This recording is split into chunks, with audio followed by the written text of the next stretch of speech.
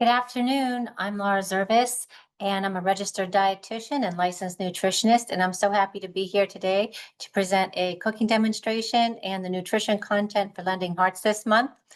Today we were talking about every week or every month, I should say, try to make it relevant to the season and, present some nutrition information or cooking tips or things to lighten up or to stay within some of the recommendations that we have, and also work with, if you have you're dealing with busy family life, or you are trying to meal prep or trying to make your meals lighter or more nutrient dense. I try to offer a variety of options for you. So today is, making some changes to some classics.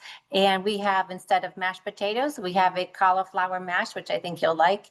And what I like about that is it's a little lighter on the carbohydrates, a little higher in the fiber, and very high in antioxidants. So that's a really nice option for you. And we're just going to make it into that traditional side that we all love. The other thing that we're going to make is, instead of it's supposed to be a baked shell, and it's stuffed with turkey and spinach and some cheeses, and we've lightened that up also. But we were unable to, we always have to make substitutions, I feel like, and we were unable to get the shells. So we're going to stuff them some manicotti. So that should turn out really nicely. I'm excited to see that.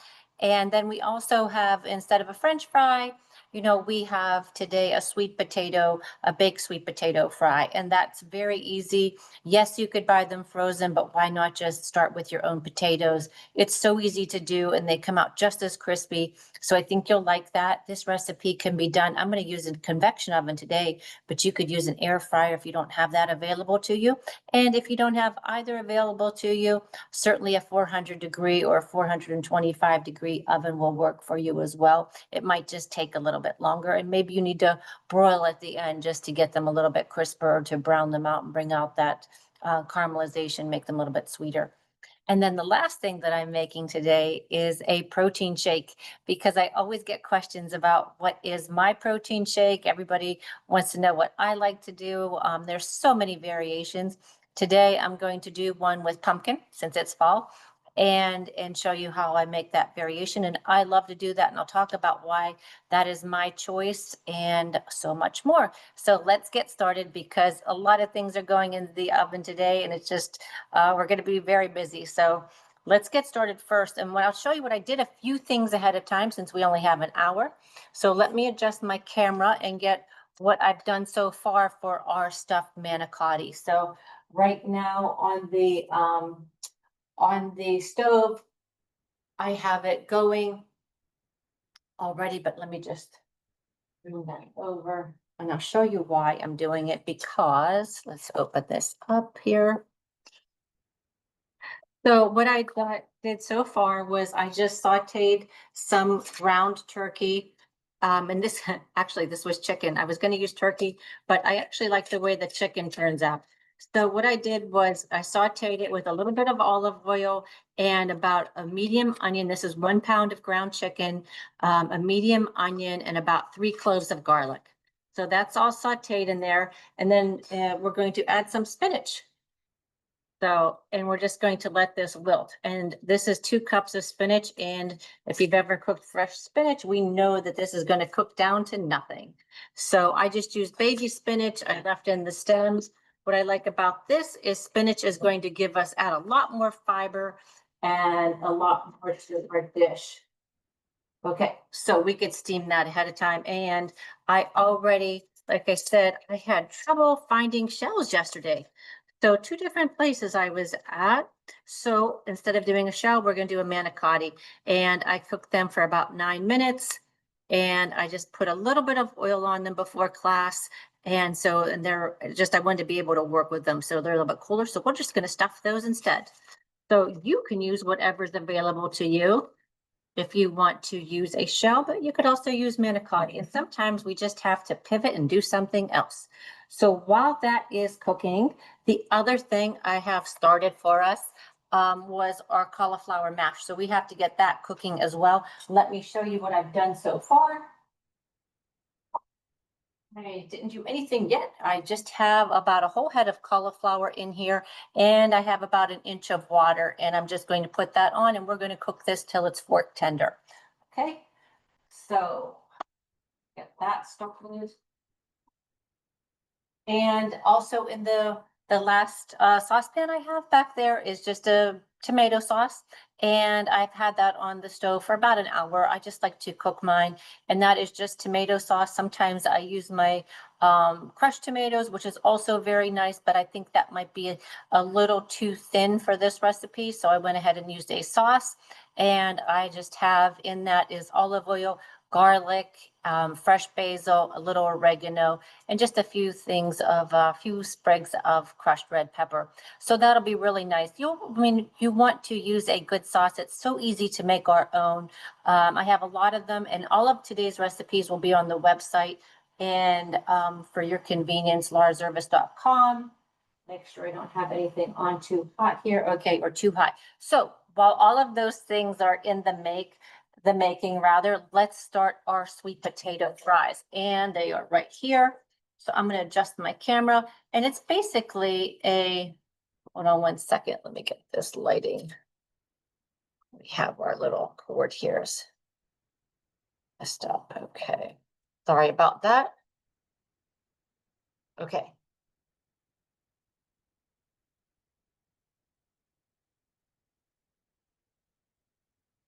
Oh, we got cords around here. Okay. All right, that should be better. So we have our potatoes, already washed them and scrubbed them, sweet potatoes, and this is about 2 pounds. So that's just 3 large sweet potatoes. Move our blender over that we're going to use a little bit later. And we're going to put them in our stainless steel bowl. I'm going to adjust the camera so you could see. Hopefully that's enough light. I don't know how my light got shut off.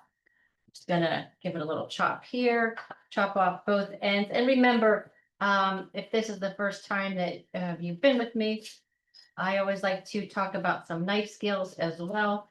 We'll always want to get that flat edge. That way it's, when you're trying to cut this, it's gonna roll on you, and that's when accidents happen. So if you get a nice cut like that, that should really do the trick. So we're going to slice it, and I'm just gonna do a small slice, thin slice, I should say. And then if it becomes too hard to cut, just go the other way. And then we're gonna cut them again. You could also use a mandolin if you have one of those available to you.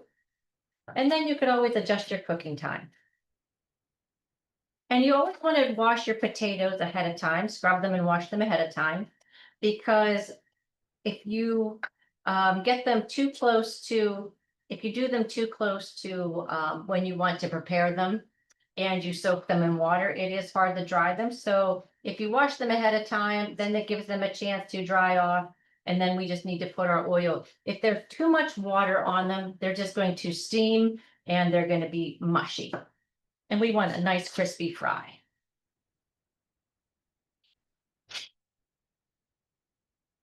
And you could do this with white potatoes as well.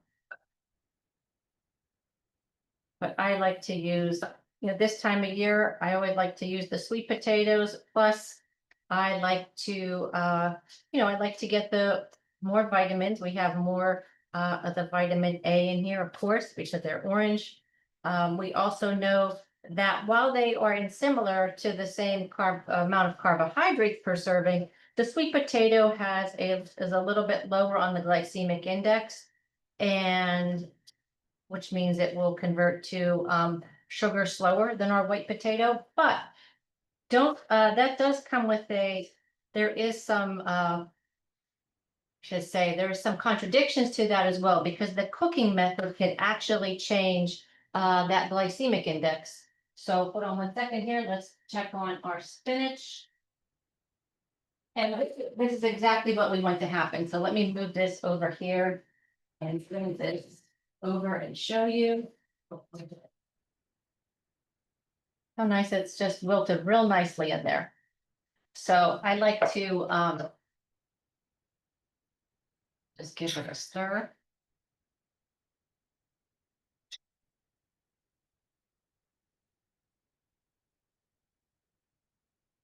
And just get that incorporated. You could tear it, it up a little bit like that using the back of your spoon.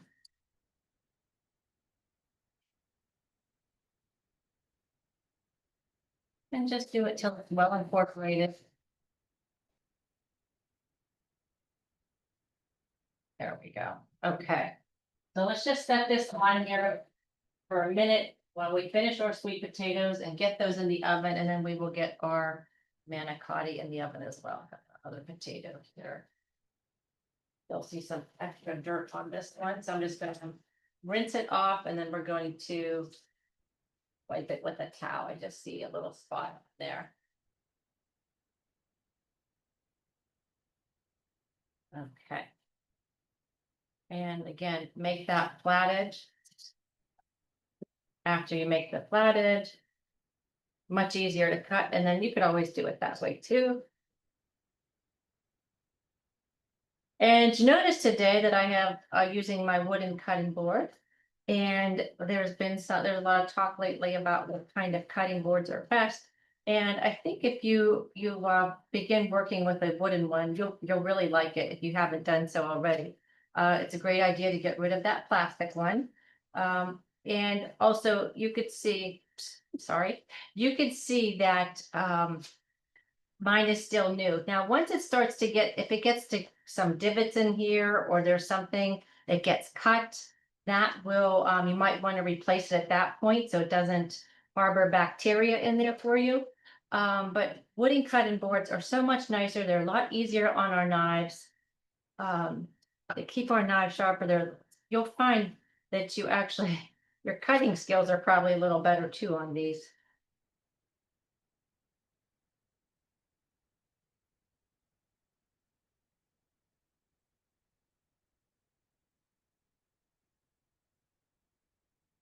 And we want them all about the same size.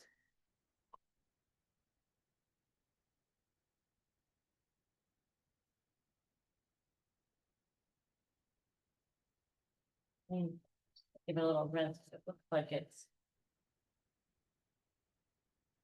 some dirt there. But again, dry it off just so it's not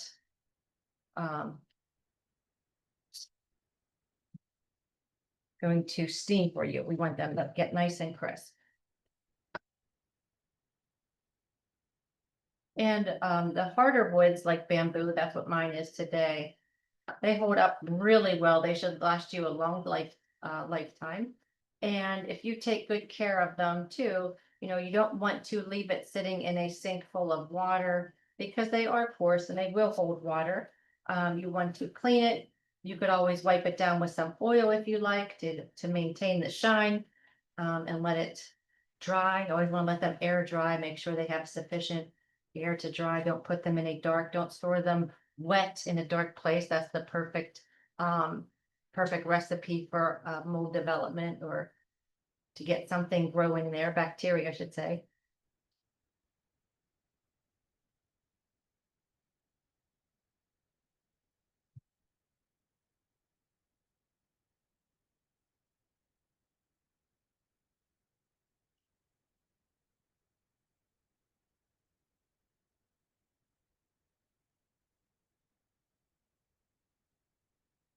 And you could, today we're going to season ours with a little bit of garlic, and what else do I have? Paprika. You could use whatever you like. I think this turns out nicely.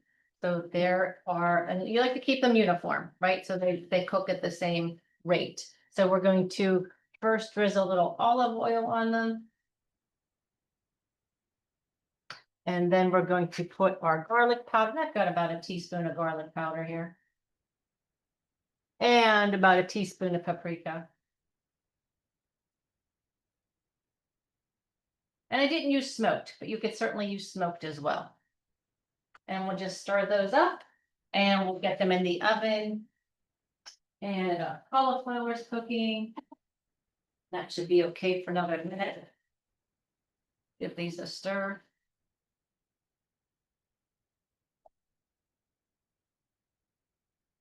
You know, and what would also go nicely, I think I'm gonna put a recipe on the website, a nice little dip for this, because you probably don't want, and you don't need one, they're gonna be very tasty. But I think like a nice cool yogurt dip, not like a tzatziki, but still like some type of yogurt based dip would be nice. All right, and then I'm just going to put a little bit of that olive oil that we had here and put that on our pan. Again, to get that, we don't want to have, we don't have water on here, but we do have the oil, just a little bit.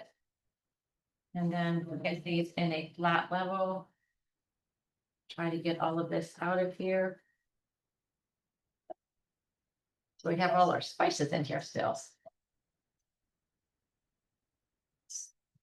Okay. And then we'll just nice and flat.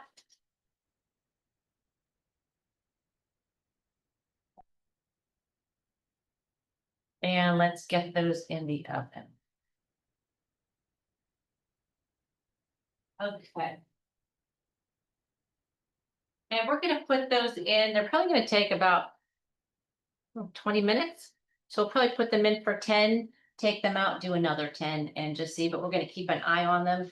The goal is to have them nice and crispy, maybe a little bit browned on the edges too.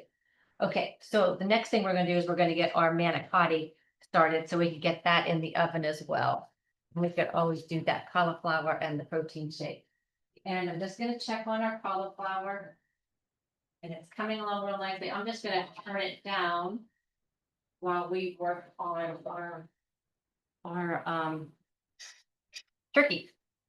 Okay, so what we're going to do is we're going to add to this mixture, we're going to add the ricotta and we're also going to add our mozzarella cheese. We're just gonna give this all stir in here. And this comes together real quickly. This could be made ahead of time. It could be made ahead of time and frozen. It's nice. You know, I like to have things too. If you're having company too, it's nice to see because this makes easily, you know, that one of these shells or, you know, it depends who you're having, but one of those can be a serving. But it depends on what else you're having. And we're also going to put in some cheese. I put a little bit of cheese on the top too. And then I have a little blend of, I have some basil and also some oregano in here.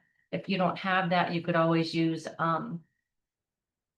Italian seasoning. And I also have some egg white, not one egg white. And we're just gonna stir that all together. And that looks really good and it smells even better.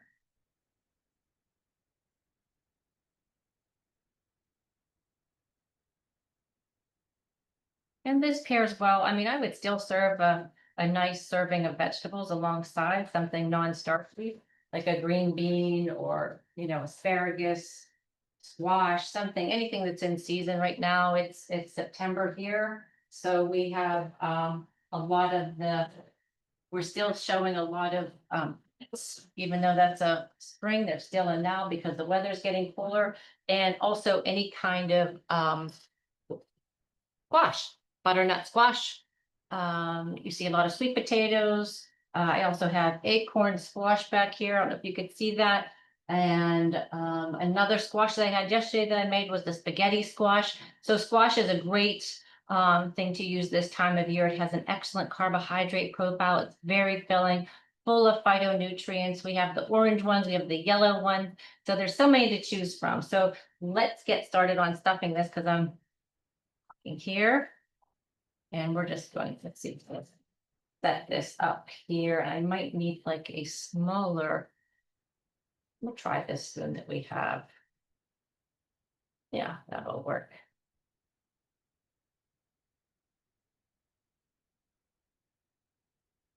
Actually, I am going to get a smaller spoon.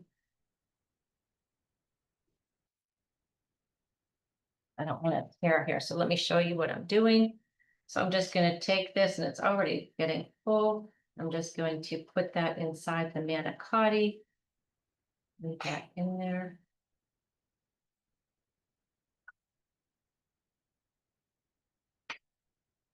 And you want to make sure it's nice and full.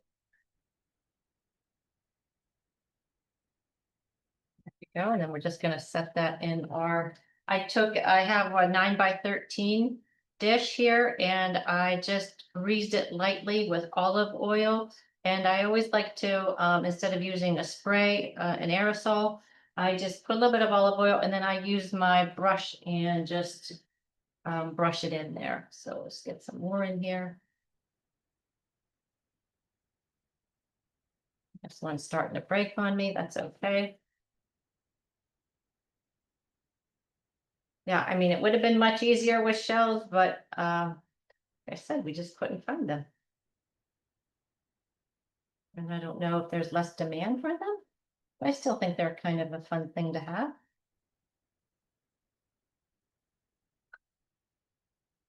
And some of my shells cracked a little bit in the cooking process. And that's okay if they open. Stuffing. Go.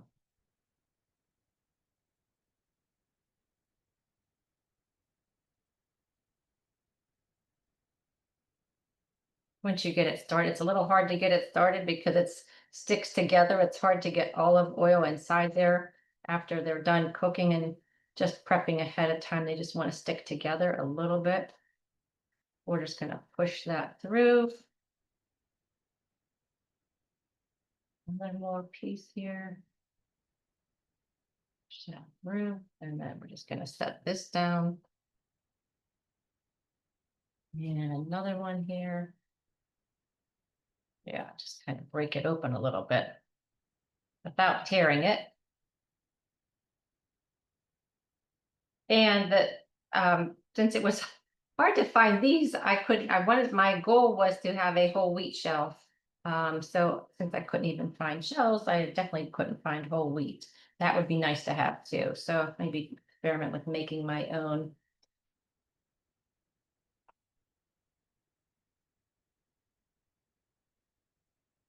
Yeah.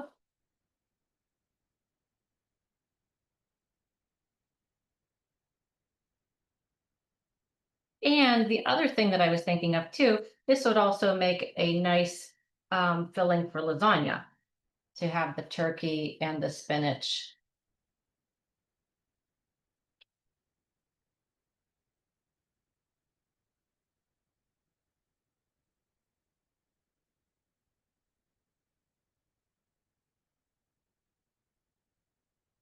That in there.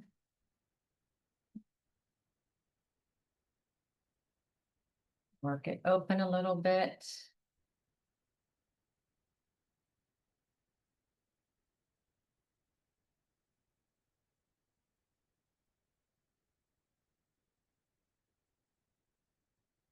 Try to do some of these things before class because these take a little bit of time.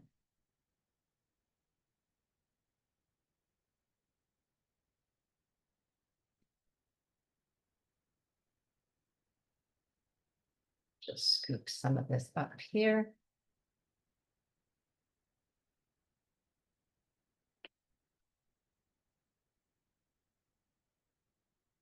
In addition, you could, if you, I use ricotta cheese and I like to use 2%. You could always use cottage cheese as well, whatever you like. I think to give it that more like of a stuffed shell and manicotti, we typically see the ricotta in there, but cottage cheese also works very well. And again, you could use other cheeses instead of the mozzarella. You could use a combination of maybe provolone, Asiago, and mozzarella. That might do.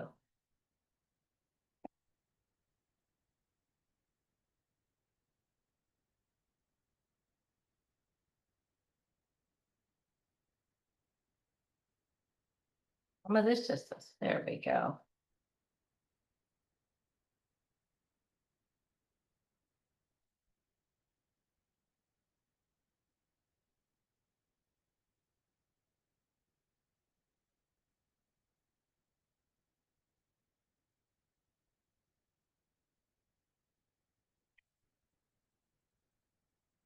That over there. So when I figure out the nutrition for these two, it's good to know. When I'm doing this, I would figure out for this recipe, you always want to add all of your ingredients, see what all of, the whole pound of chicken that we have, 2 cups of spinach, the ricotta, all those exact amounts. And then you always need to know, it's very important to know how many your recipe actually yields.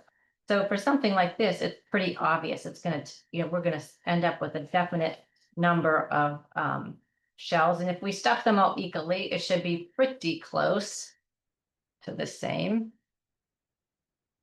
And then you would figure out the nutrition information based on that serving. So you would just take the whole recipe and then you would divide it. That one does not want to open for us.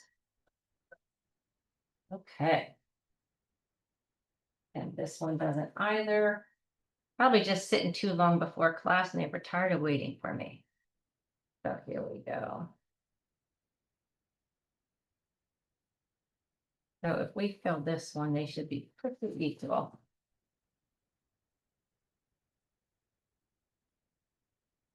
And this smells so good. I put a lot of fresh garlic in here. And after I sauteed the chicken first rather. And then I added the onion. And then when that was almost done, I added the garlic just till it was fragrant. You don't want to burn it. You don't want to make it bitter.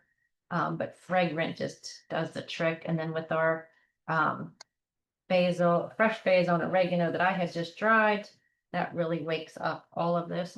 The piece of chicken there. Let's get that back in there. Okay. So there we go. 1, 2, 3, 4, 5, 6, 7, 8, 9, 10. Perfect. So let's just move this aside. Rinse off my hands. And we're going to just put some of our sauce right on top of this. So we're getting a big spoon here. Then we'll give our, let me get this over if I don't want to set it on here since this is all dirty now. We'll get a fresh cutting board. Fresh one. All right, and let's just, I'm going to move this over so you could see this. And we're just going to put some of our sauce on top of that. This is stir.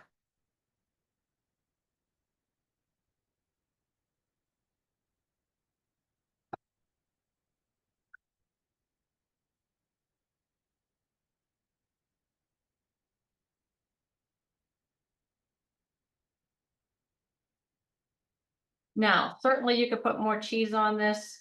I'm just being conscientious of the saturated fat and just watching how much cheese I do add. And you could certainly, I think it's probably a good idea since we know how much we've used already, is just to add some at the table if you wanted to add a little extra parm. Or you could always finish it with a little bit of mozzarella at the end. So we're just going to put it like that and we're going to cover it with some foil.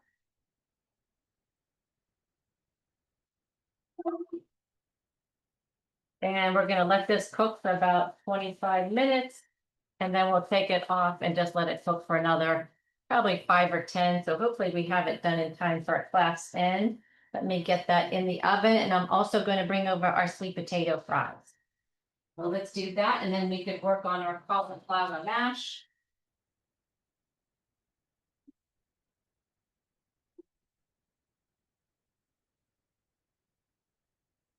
And you're going to love our sweet potato fries because they are looking, and you can just hear, hopefully you can hear the sizzle.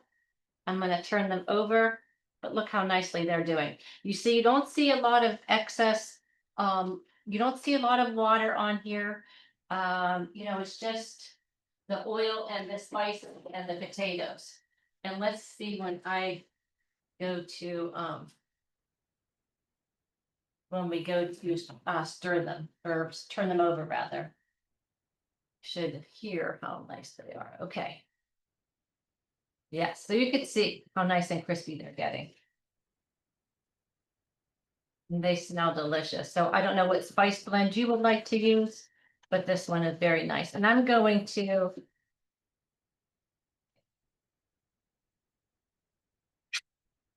I'm going to just pierce one with a knife to see how far along we are. Almost. So very nice. They're coming along really nicely. Get these in.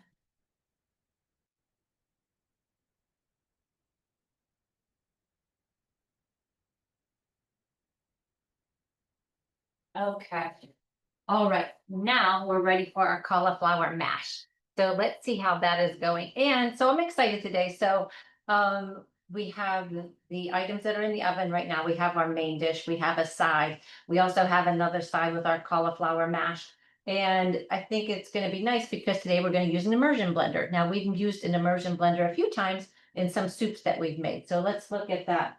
If you don't have one at home, it's a nice gadget to have. It allows you to immerse, like just like it says, into whatever you're making. Sometimes I think in the past we have done it with our baked potato and leek soup, and we just work in batches. You have to make sure that it's fully immersed in what you're doing. You don't want to go to the side or you'll have your kitchen covered in whatever you're doing. There is a blade right here. It does not know the difference between the food and your finger. So you never want to touch here. You never want to, I have it unplugged. You never want to do anything with that until it's off. And this is, really nice to just come right off. And this whole thing is dishwasher safe. So that's really nice. So it's a nice gadget to have. You'll get a lot of use out of it. I use mine a lot. What did I use it for? I do make some of my drinks in it, like if you're going to make a cold coffee, like a frappe. Also, you could use it for soups. I did it the other day for mashed potatoes. I was doing a different mashed potato recipe. So let's get this plugged in and we will get started on this. And let me see here. Okay, so that's ready to go. So let me show you my cauliflower.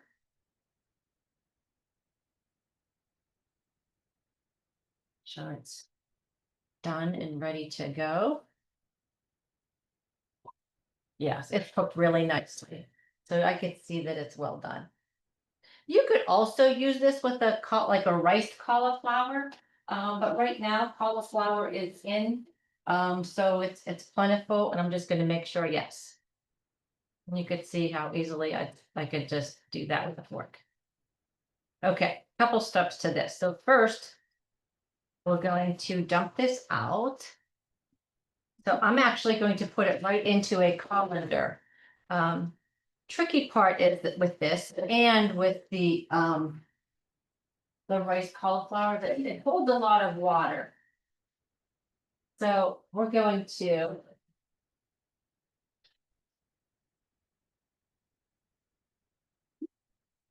okay, I have it in the colander right here. It holds a lot of water. So as silly as it sounds, we want to kind of pat it dry a little bit. Just to get all of that, any big moisture off of it. But we still want it hot. So that's the trick here. Or just get some of the big water off, some of the obvious droplets. And then we're going to, let's take it out of here. Make sure we have as much as we can drained out of there.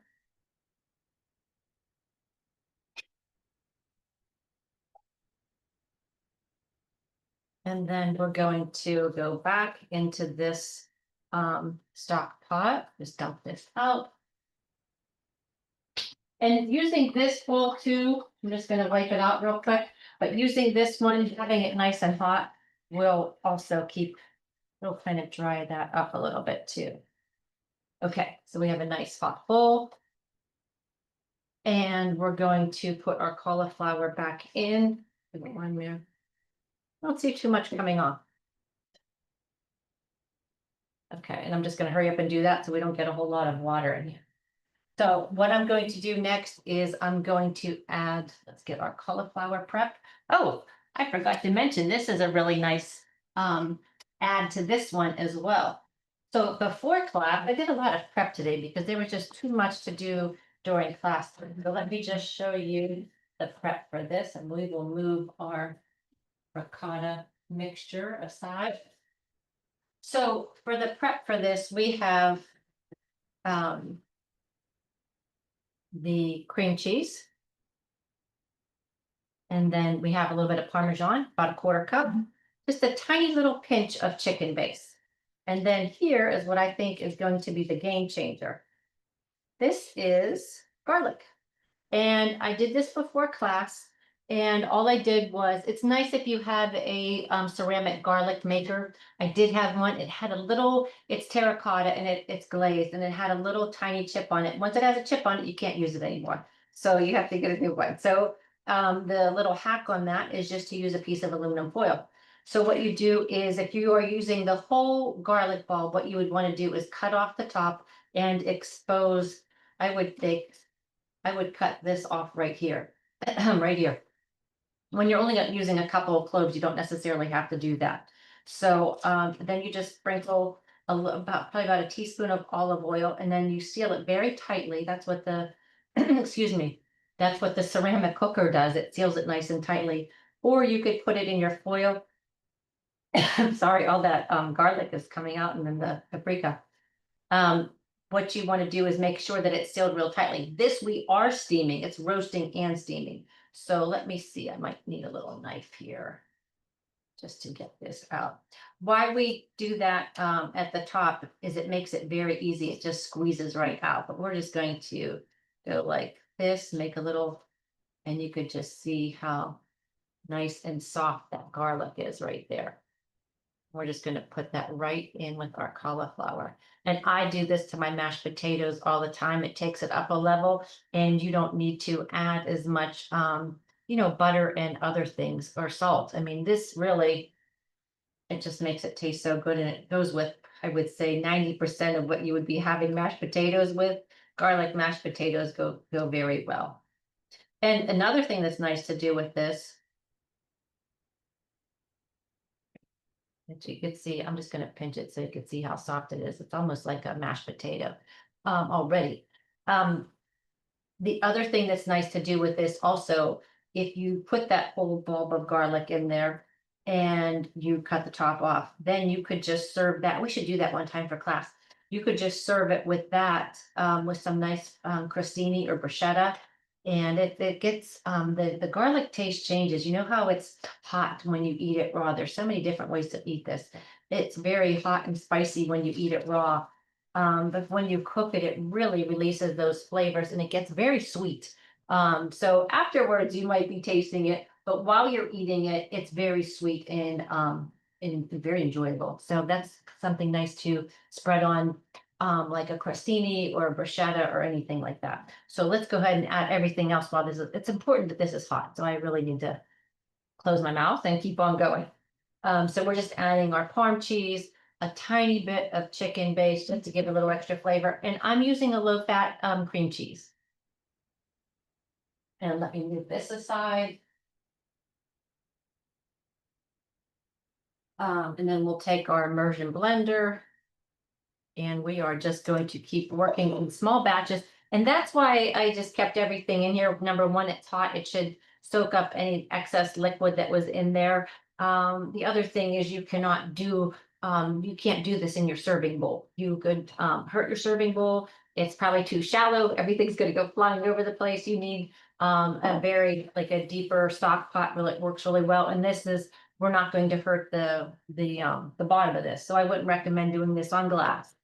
But you could do it in here. So I'm going to adjust the camera so you can see what I'm doing, hopefully. There you go. Okay, and I will tilt it a little bit too. So we're just going to press all the way down to the bottom. And you see how I'm going to go to the whole so it's nothing. That looks just like mashed potatoes. And adding a little bit of cream cheese, adding a little bit of garlic.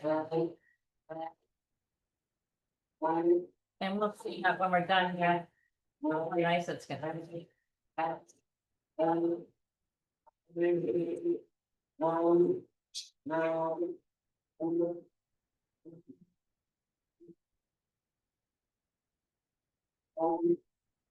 Now you can move it around a little bit after you get them.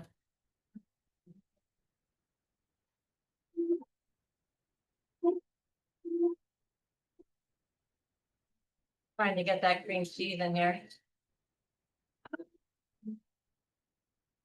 Now you can tilt it up a little bit. That's work.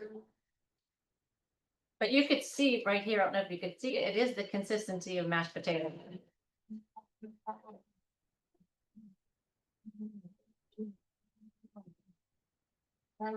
So we just want to make sure, I'm just gonna take some of this off the side because we don't want to end up with we don't want to have any pieces of cauliflower.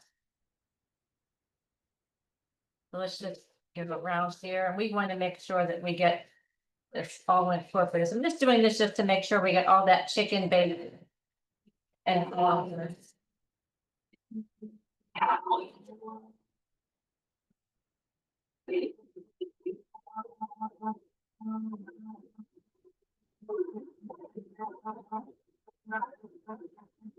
Which came out really nice and looking, you could see. Smells really good too. How much how thick it is. And if we didn't have that, our cauliflower wouldn't stick on this. You could see it's sticking on it just like a mashed potato would. If we were to just do cauliflower without adding all of the ingredients, especially that cream cheese, you really need that cream cheese as a binder. You may want, I used a light cream cheese with 1/3 less fat. You could also try, I'm probably gonna try it next time, buttermilk like we do on our mashed potatoes. It might be a little too thin, but maybe a combination of the two would be really nice. So I'm just gonna take this off, and that's nice because this usually rinse it off and stick it right in there. Get it on the side, set our immersion blender aside, get our next clients ready. Okay.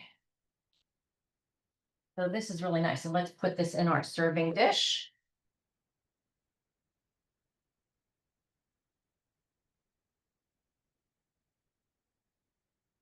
A lot like mashed potatoes. Look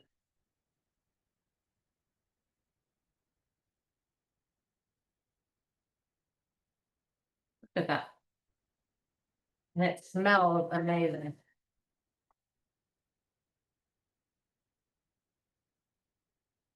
And if I had to add it comes together pretty fast too, quicker than, a lot quicker than mashed potatoes because we didn't have to peel them, we just had to clean our cauliflower. And what we did too with the cauliflower, I like to buy my cauliflower, I don't grow it. Because I always have a problem with some of the moths around here. But I do buy it from a farm. So I want to make sure that I get all the bugs out. I soaked our cauliflower today in salt water for about a half hour. And you could see like there's just some dirt and some other things that come out, but it's nice and clean. Rinse that off, and then I boiled it in water for probably about 10 minutes, 6 to 10 minutes, I would say. So that's real nice. I'm gonna cover this so it stays nice and hot. And we will look at we'll look at our potatoes that are in the oven. So this would be my recipe, like makeover, if you will, for mashed potatoes. Let's get our sweet potatoes out. They look really good and crispy. And again, the secret is, I know I sound like a broken record, but I get that question so much. How come my Brussels sprouts turn out mushy? How come my, whatever I'm making, beets, so many things that we could put in the oven, how come they come out mushy and not brown? Carrots could take forever in there to brown if you don't have all of the liquid off of them. So these look really good. Okay.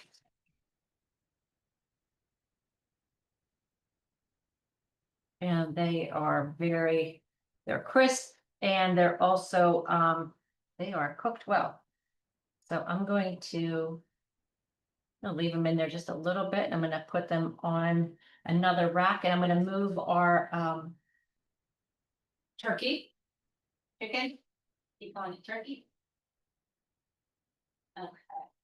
And that looks like it's doing really well. So we're just going to leave that in there undisturbed, and we're going to move on to our next item is my favorite protein shake. And I'll tell you why.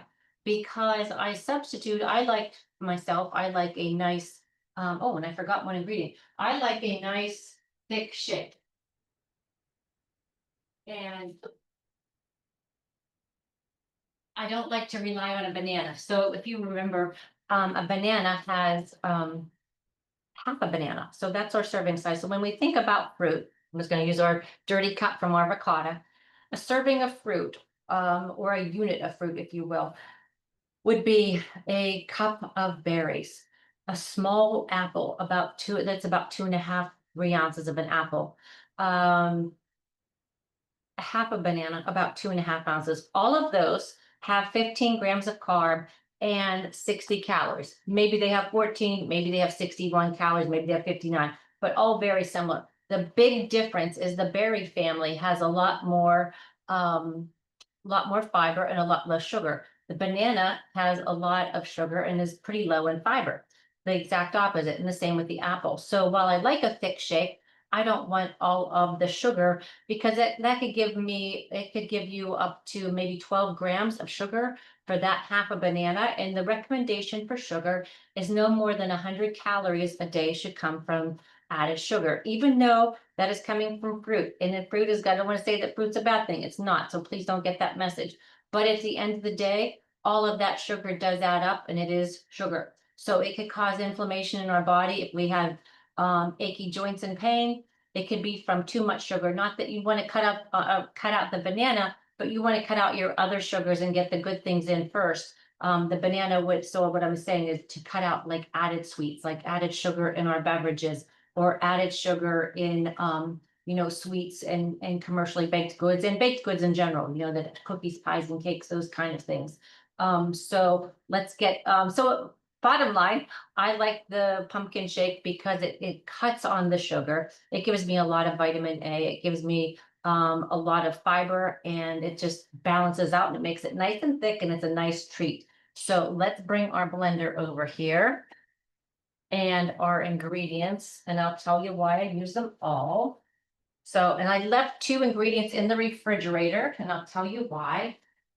We have I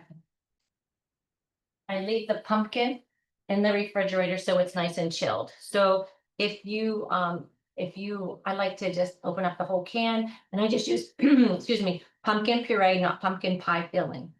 So what we're gonna do, so it's right there. Get ourselves a fresh spoon here. It's about 1/3 of a cup of pumpkin puree and a whole cup of almond milk.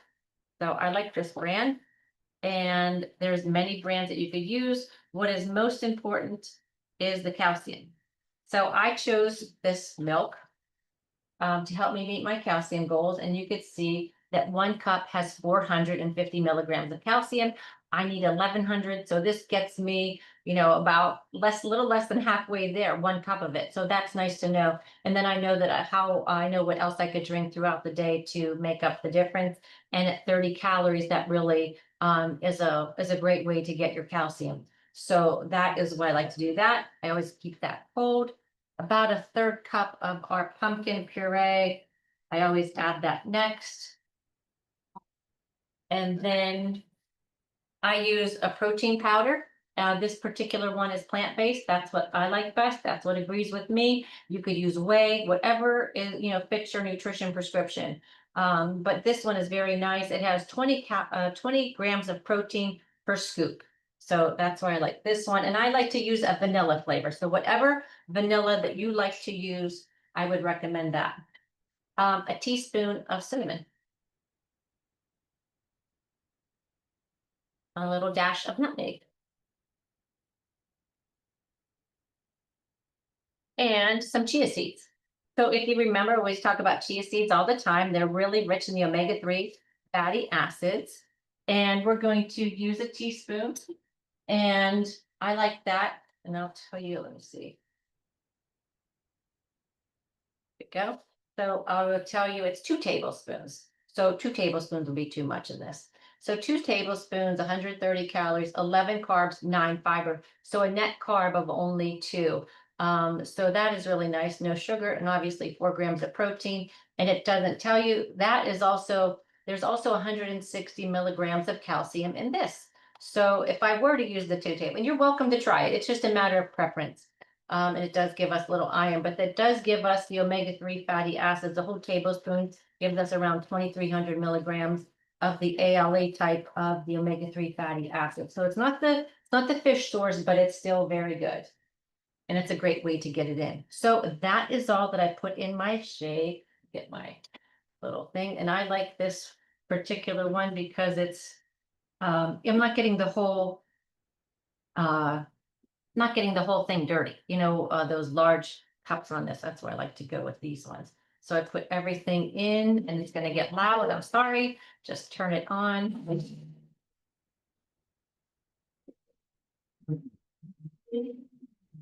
It doesn't take long. There's nothing in there. And the other reason I keep that in the refrigerator is because then it doesn't need ice. So everything is nice and cold. The ice tends to dilute everything. So I'm going to pour it in a cup so you can see what it looks like. And also tell you, smells delicious. You could see I made this pretty thick today. That's how you can tell how thick it is. But that's how I like it. If you want yours thinner, you could always cut back on the pumpkin puree or use a little bit more almond milk. But this makes a nice serving, just what those dimensions, those proportions. What I also wanted to say too is if I don't even have this in the morning, which I don't, I like to make a variety of things. Sometimes this makes a great lunch. So if you don't have a blender at work, which many of us don't, I like to pour this into a glass container and then put a lid on it at lunchtime when you eat this, since there's chia seeds in it, it gets very thick and it's almost like a pudding consistency. So even if you wouldn't like this for maybe another meal, this is a great way if you're trying to supplement your calories. This would be a really nice way to, because you could see and I would, if you were trying to supplement your calories, you could also use whole milk. You know, you don't have to, I would recommend that if you're trying to gain weight, you would want to use a whole milk. You would still want to use the protein powder. I would still recommend doing this. You might want to add more chia seeds, but that would be an excellent high protein pudding. So really, I'll put that on the website, the directions for that as well. So let's start looking at some of our things here. I think we could take out our potato fries and get those ready to serve. And like I said, you could put, we did garlic and paprika. You could do cumin and garlic. You could do just salt and pepper. It doesn't have to be fancy. It's just whatever you like. There's no rules. So, oh, right. So let's look at this. And we'll take out our next dish. So you can see how nice and crispy they are and brown.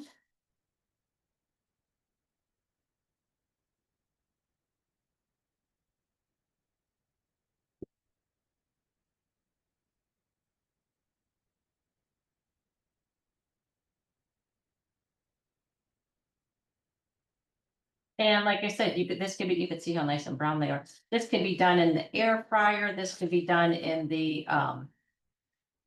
if you don't have convection, you could always do, just a very hot oven, around 425 degrees.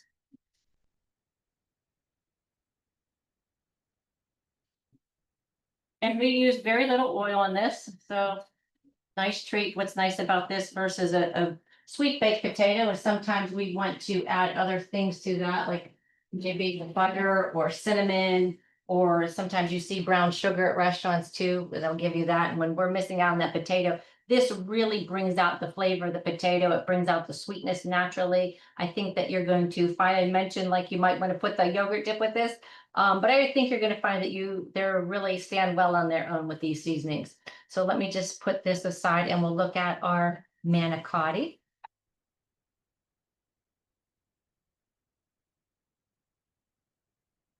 We have our manicotti, we have our potatoes. Let me just move everything aside. So it makes it very easy to get 5 servings of fruits and vegetables, in there. And so I don't want to send the signal too that we should all be watching, that we have to lower our carbohydrates. Carbohydrates are very important.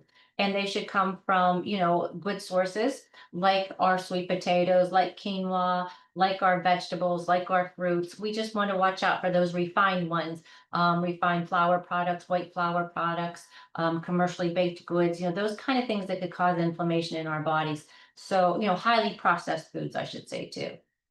And yes, we were using that whey protein, which there's some debate about that. Yes, it is a processed food, but at the end of the day, it does have that nutrient profile. So you have to look at those with somebody to look at that label and see what you're getting. There is also calcium in mine, and now you would want to look, I don't want to get mine out right now, but you want to look at that label. And if you make sure that it's non-GMO, if you're using a whey product, make sure that it's grass-fed. Make sure that there's no gluten in it, there's no lactose in it, there's no fillers in it. So, and also if you could afford organic, that is also good if that is in your budget. But getting even non-GMO would be a good decision as well.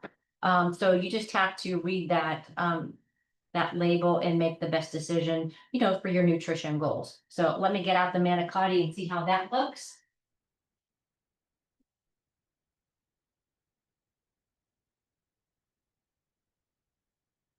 Okay, wow, this is really bubbling.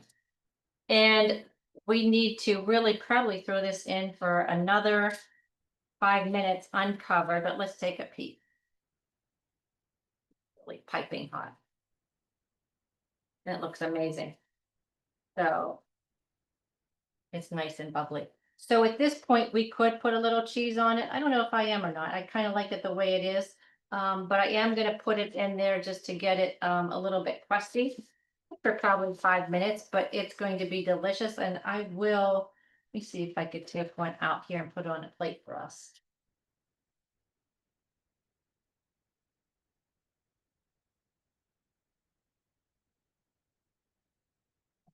Gonna be pretty hot, so we'll try.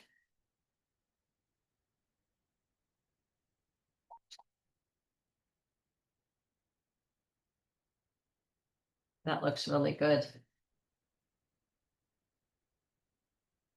Just set this here. And let's see if we could cut into one too.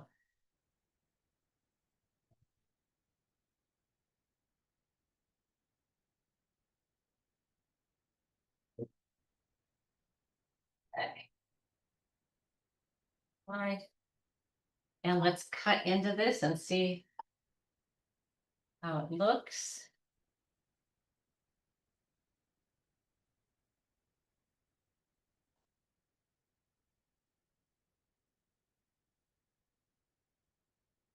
Oh, very nice. So there we go. Our nice mixture in there. It came really nice. Again, you could put Parmesan on here. You could put mozzarella on the whole thing. I like it just the way it is. And you could always, even nutritional yeast, if you're trying to, if you did not, if you just, you could always omit the turkey from this if you are not eating meat products. And you could put nutritional yeast on the top too. So that would be really nice. So again, all the recipes will be available at larzervis.com. If you have any questions, I know I didn't talk too much about everything because there was just so much to get done today. But again, we have our shake. Hope you try one. It's delicious. This one also makes a great dessert. I get all of my clients love this one. The manicotti, I think you'll love. Remember our original recipe called for stuffed shells. We just improvised pivot because that wasn't available to us, but I think you're going to enjoy those as well. Sweet potato fries, I hope you like them. They're going to be amazing. And the cauliflower mash, maybe that's something that you add to your holiday table this year. Maybe with having, sometimes people have a special dinner roll at Thanksgiving and they have a sweet potato. And remember our Makeover sweet potatoes from last year. Do you really need another mash? Maybe it'd be nice to have a vegetable like this on your table. So I hope you try these and I hope you like them as much as I do. And I hope you stay on the path to wellness. Have a great week. Bye-bye.